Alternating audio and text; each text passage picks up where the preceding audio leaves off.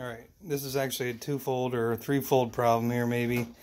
First issue was the battery was actually flipped 180 degrees there.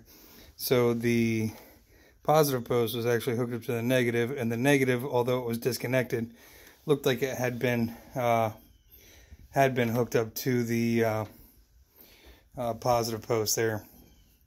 I'm sure everything looks good on this. As far as it, I checked the oil already and everything. I checked the fuses. The fuses test. I used the ohm meter. Fuses test fine. I thought initially maybe it was a seat switch, but the seat switch does seem like it is functioning correctly.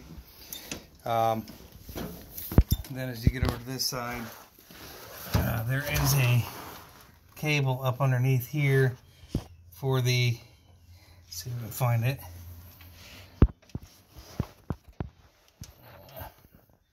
Not sure if I can see it.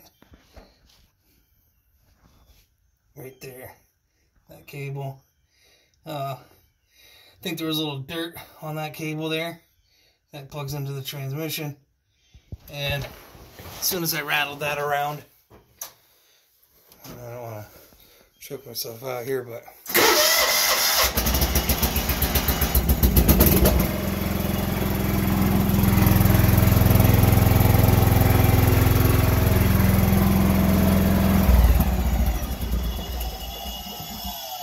so I do believe it'll start. It does sound like something might be bumping and grinding there a little bit, but I think you'll be all right.